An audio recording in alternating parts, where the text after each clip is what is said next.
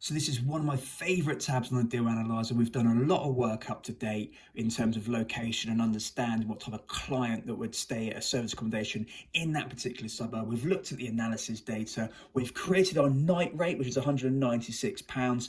And now it's make or break to see whether or not we take this Deal Analyzer any further. So what we're showing you here is how we are now rounding up the revenue and profits to see if it's going to be profitable to take it any further at this stage. So I just want to draw your eyes to the left-hand side of the screen under basic information. And as we can see here, we've created our night rate of £196, which we've done on the previous tab, based on 2 guests.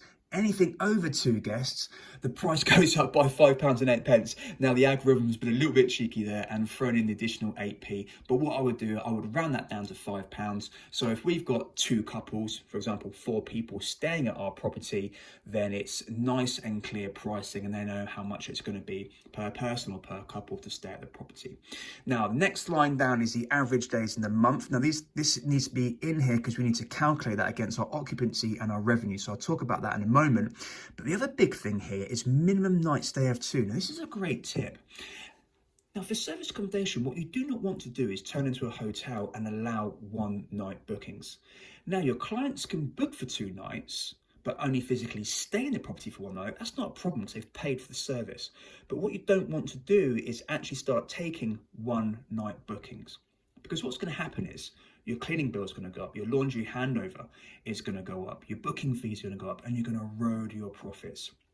It's absolutely standard practice that within the service accommodation, there is a minimum night stay of 2 to 3 nights. Now, in some locations, in some properties we have, our minimum night stay is a lot higher, it goes up to 5 to 7 nights. But that is through even more investigation and understanding regarding the economy and the type of client that we've got staying at our property. If they're going to be long-termers, like contractors or holiday makers, then a minimum 5 nights makes perfect sense because you erode those 2 to 3 night bookings because the clientele want longer bookings in those areas, and they're not gonna, or they might struggle to book your property if your property's booked out for a 2 night booking and they can't get in there for the 5 to 7 night stays or the 2 week stays. So it's really knowing the area, and then you can then apply the minimum night stays. But on this scenario, we're going to keep it at 2. Now the next one is the ongoing monthly cost. So we've got a mortgage here of £796. Now, at this stage, we're still not looking at individual properties. So what I now need to do is look at the suburb, look at the average price for a 3-bed property, and then work out the mortgage rate based on interest only. And the model rate that I was using was the interest rate of 7.5%. And the scenario is we're going to put this in a limited company. So if you have this in your personal name, yes, you get a lower rate. Also as well, because we're now moving into 2024, the mortgage rates are coming down. So potentially under a limited company, I can get a mortgage rate of 5.5 to 5.6%. But I'm going to stress test this and I'm going to keep the model at 7.5% just to make my figures absolutely bulletproof that it works. Now, some other costs we've got in there as well, of utilities and broadband insurance. This grey area here, the management fees, I'll talk around that in a minute. But then below that, you've got some additional costs of the cleaning fee, the laundry. Now, your checking costs. This is a quirky one. So what is a checking cost? You can physically pay a person to wait at your property and check in your guests. And when I say check them in, it's just show them around the property, show them where the Wi-Fi code is, show them how the amenities work in the kitchen, and just make sure they're happy when they first arrive. So I don't actually do this service. I would only really do this with a holiday let if it's really needed. But what I do, as another tip, I create a video that I send to my guests that are staying at a particular house, and it's me walking them around the property, and I'm showing them where the Wi-Fi code is, I'm showing them how to work the amenities in the kitchen, I'm showing them certain points and features around the house so they can watch it in their leisure and then use the facilities as and when they need it. We've also got here as well the booking fees at 15%. So that's a standard fee with booking.com. But the longer you've been with booking.com or the more properties you have, you can get that reduced to maybe 12 or 13% if you're lucky. And then you've got the card fees as well. So now we're moving into this box here. So what we're now looking at now is our revenue. So if we've got a full occupancy level of 100%, we could generate just shy of £6,000, which would give us an overall profit after all bills are paid of £2,400.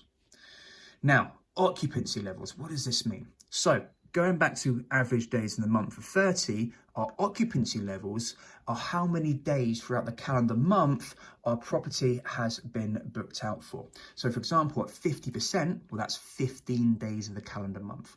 So our first target we want to achieve at 50% occupancy level is to break even.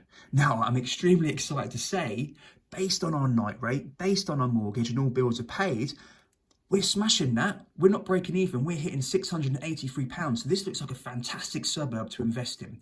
Now, our next target at 70%, which is 21 days of the calendar month, my minimum target is £750. If we do not hit £750 and we hit lower, then I will not invest in this suburb. Just like at the 50% mark, if we're not breaking even, if we're at a minus figure, even at £5, I will not invest in that suburb because it doesn't work for me. It's a strict rule-based system. We must stick to it. But I'm so excited to say at 70%, not only do we smash our target of £750, we're doubling it to 1,400. So the sales figures here, the projection, the profit looks outstanding. And it looks like we're actually breaking even around 31 to 32%, which is 9 days of the calendar month. So all I need to do is make sure that my property is booked out for 9 days of the calendar month to break even after all bills are paid. But as you should know by now, my true target for occupancy is between 75 and 90%, which gives us a fantastic monthly turnover of nearly just over £2,000, which is stunning. Now, just going back to the management fees here, which relates to this box here, if we were going to give the property to a management company or an estate agent to look after, they would take roughly 20% plus VAT. So this now brings it into here. So the management would take 20% of your revenue, which shows how much they would take. And that means my net profit at 50% is that minus figure. So it doesn't work. Also as well, at 70%, I want to break even. Sorry, not break even. I want to hit £750 and it's coming at 420. So my model does not work here if I was going to hand it over to a management company. Now, with my processes that I have in place, I don't use management companies anyway. I manage the properties myself, but I've got a very unique proposition that I have where I've got a cleaner and maintenance guy and a VA, and they manage the property for me. The only thing I really do is I manage the night rates to make sure that we're in a very, very strong position against the rest of the competition in the market. I hope I've gone through that nice and clear, but again, any questions, any queries, please put it in the comments box and I'll be more than happy to answer. So that was a lot of facts and numbers there that I've just shown you, but hopefully you can get an idea now of how we start to generate our night rate and how the cash flow stacks up so that the night rate can fund the running costs of that property and also give us that great return on investment. Now, obviously, just to touch on this quickly, we worked on a budget of £65,000, targeting property for £170,000.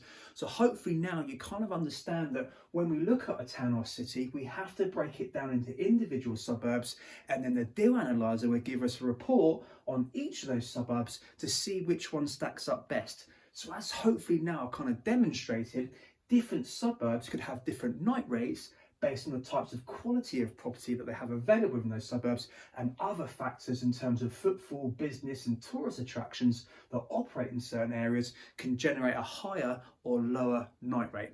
Now, just to finish this off, we're going to finish on the 6 Cs and the annual figures to see how this property overall, or the suburb overall, stacks up.